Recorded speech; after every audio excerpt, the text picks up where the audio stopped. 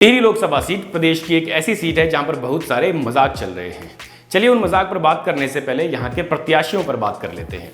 BJP ने यहां फिर से टिकट दिया है 2 बार की सांसद माला राज्यलक्ष्मी शाह को। इसके अलावा कांग्रेस ने यहां पर टिकट दिया है मसूरी से 2 बार के विधायक ज्योत सिंह गुनसोला को। और अंत में निर्दलीय प्रत्याशी के तौर पर बॉबी पवार इस सीट से बीजेपी और कांग्रेस को टक्कर देते हुए नजर आएंगे। अब इस सीट पर हंसी और ठहाके लगाने वाली क्या बातें हैं, चलिए पहले आप ये वीडियो देख लीजिए।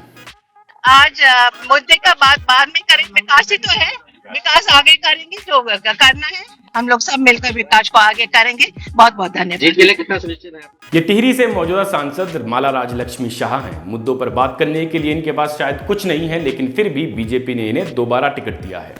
और इनके साथ एक और बात जुड़ी है। देखिए, लोकसभा चुनाव के दौरान ऐसा कम ही होता है कि कोई किसी सांसद से नाराज हो।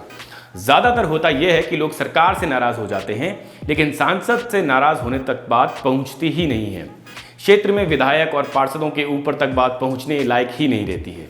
और नाराजगी के आधार पर अगर टिकट कटते भी हैं तो वो कार्यकर्ताओं की नाराजगी के आधार पर ज्यादा काटे जाते हैं। लेकिन टिहरी लोकसभा में लोग ही सांसद से नाराज माने जा रहे हैं। कई पत्रकारों से बातचीत में लोग सांसद माला राज्यलक्ष्मी शाह का नाम लेकर कहते हैं कि उन्होंने क्षेत्र में सांसद जी को बहुत कम देखा है। यहां तक कि पत्रकारों से बात करने में भी सांसद माला राज्यलक्ष्मी शाह सहज नहीं दिखती हैं। अब हो सकता है कि उनकी हिंदी में पकड़ कम होने की वजह से ऐसा हो, लेकिन इस तरह की बातें क्षेत्र में उठ रही हैं कि लोग उनसे नाराज चल रहे हैं। और इस नाराजगी का फायदा कांग्रेस नहीं उठा पाई है, क्योंकि कांग्रेस ने एक ऐसे प्रत्याशी को वहां से मैदान में उतारा है जो ना तो बीजेपी को टक्कर दे पा रहा है और ना ही जनसंपर्क के जरिए अपना जनाधार बना पा रहा है। दरअसल कांग्रेस में प्रीतम सिंह सरीखे बड़े नेताओं ने जब चुनाव लड़ने से इनकार किया तो साफ तौर पर कांग्रेस वहीं पर हार गई थी। 2019 की तरह अगर प्रीतम सिंह चुनाव लड़े होते तो शायद इस सीट पर कांटे की टक्कर मानी जाती, लेकिन कांग्रेस के लिए ज्योत सिंह गुनसोला के सहारे जीत की उम्मीद लगाना गलत ही लगता है। अब बात करते हैं टिहरी से चुनाव लड़ रहे एक ऐसे प्रत्याशी की जो चुनाव तो निर्दलीय लड़ रहा है, लेकिन चर्चाएं उसकी सबसे ज्यादा हो रही है टिहरी लोकसभा सीट पर। बेरोजगार संघ के अध्यक्ष बॉबी पवार चुनाव लड़ने उतरे तो शायद उन्होंने भी नहीं सोचा होगा कि सबसे ज्यादा चर्चाएं उन्हीं की होने वाली है टिहरी लोकसभा सीट पर। जिस तरह के समीकरण प्रत्याशियों को लेकर इस सीट पर बने हुए हैं, उससे लगता यही है कि अगर बॉबी पवार जीत भी नहीं पाए तो कम से कम अच्छे खासे वोट लाकर दूसरे नंबर पर जरूर टक्कर दे पाएंगे।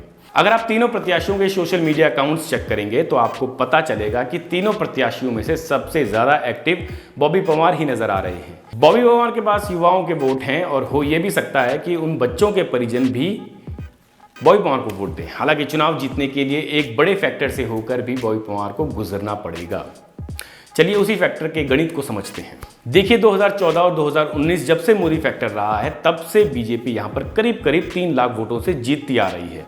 और इस बार भी अगर नरेंद्र मोदी के चेहरे पर लोग चुनाव में वोट देने पहुंचते हैं तो ये अंतर 3 लाख के करीब ही रहेगा। लेकिन 2024 के लोकसभा चुनाव में अगर मोदी फैक्टर कम हुआ है तो बीजेपी के जो वोट कांग्रेस को जाने वाले थे वो बॉबी पवार को जा सकते हैं, और कांग्रेस को 2.5 लाख जो वोट इस सीट पर मिला करते हैं वो भी बॉबी पवार को जा सकते हैं।